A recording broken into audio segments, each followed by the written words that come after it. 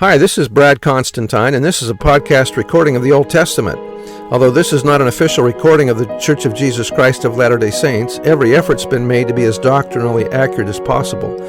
I'll be using for the text the Joseph Smith translation of the Old Testament, along with many commentaries from general authorities of the Church, BYU professors, Bible scholars, and others. This format will be very detailed, and so if you want a deep analysis of the Old Testament, you come to the right place. Thanks for your attendance. Hi there, welcome back. This is going to be for Isaiah chapter 58.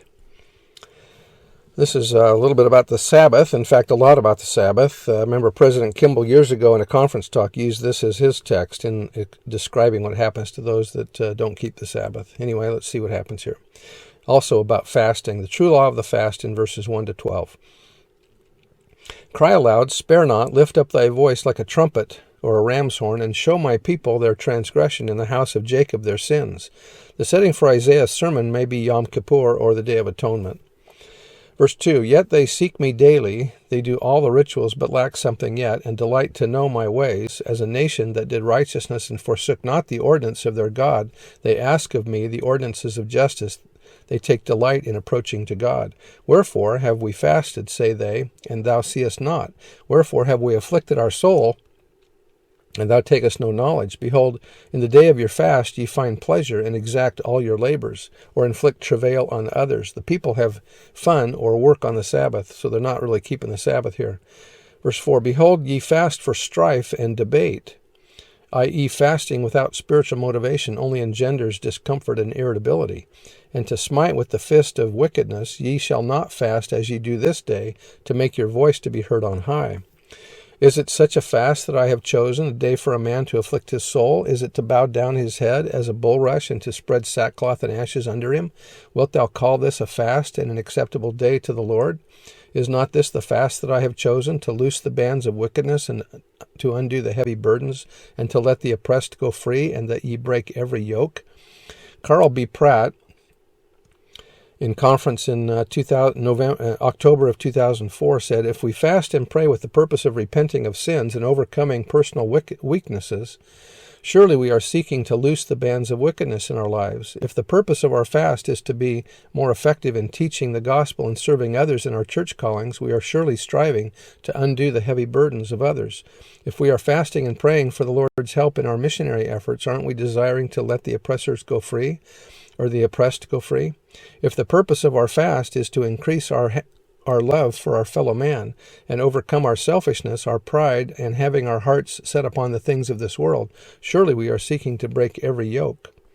Verse 7, Is it not to deal thy bread to the hungry? In other words, also including paying a generous fast offering, that thou bring the poor that are cast out to thy house? When thou seekest the naked, that thou cover him, and that thou hide not thyself from thine own flesh, in other words, thy brother or relative.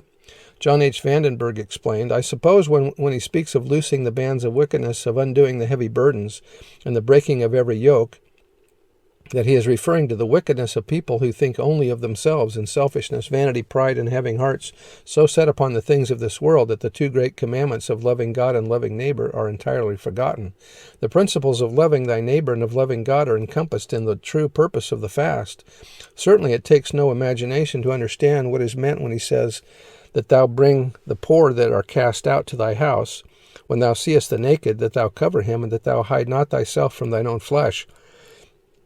He meant that in addition to taking care of the poor, that we should watch over our own kin and be responsible for our father, mother, brother, and sister when they are in need.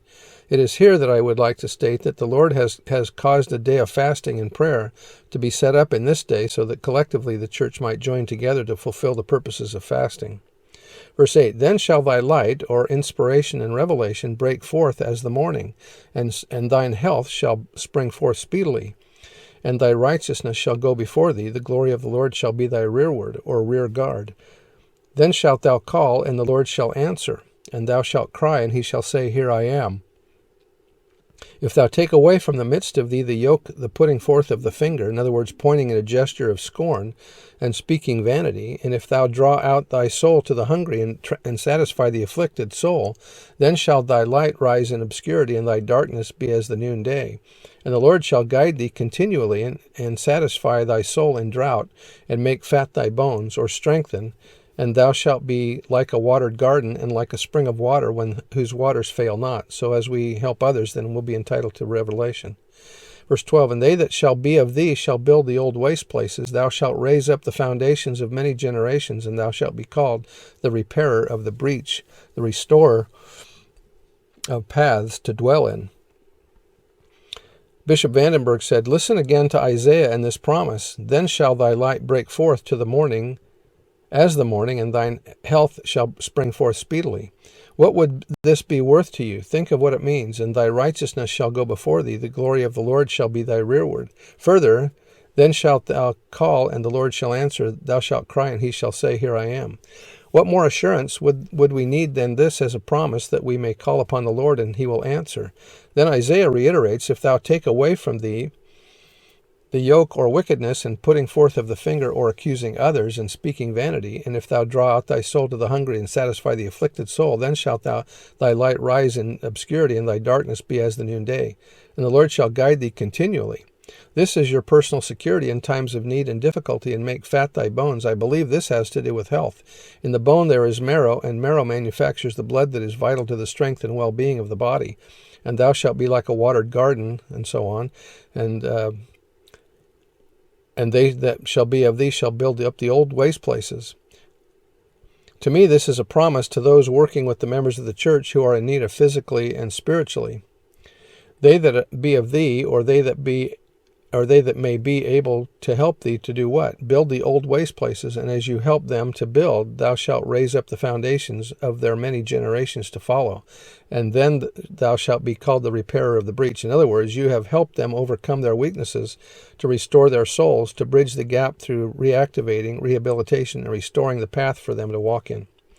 Verses 13 to 14 are the blessings of the Sabbath. If thou turn away thy foot from the Sabbath, from doing the pleasure of on my holy day, and call the Sabbath a delight, the holy of the Lord, honorable, and shalt honor him, not doing thine own ways, nor finding thine own pleasure, nor speaking thine own words. In other words, we're not working or doing our wills on the Sabbath, but the Lord's will. Then shalt thou delight thyself in the Lord, and I will cause thee to ride upon the high places of the earth, and feed thee with the heritage of Jacob thy father, for the mouth of the Lord hath spoken it. He's talking here about being exalted. President Kimball said, the Sabbath is a holy day in which to do worthy and holy things. Abstinence from work and recreation is important but insufficient. The Sabbath calls for constructive thoughts and acts, and if one merely lounges about doing nothing on the Sabbath, he is breaking it. To observe it, one will be on his knees in prayer, preparing lessons, studying the gospel, meditating, visiting the ill and depressed, sleeping, reading wholesome material, and attending all the meetings of that day to which he is expected.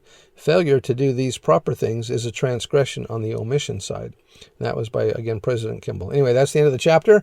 Chapter 58. We'll see you next time. Bye.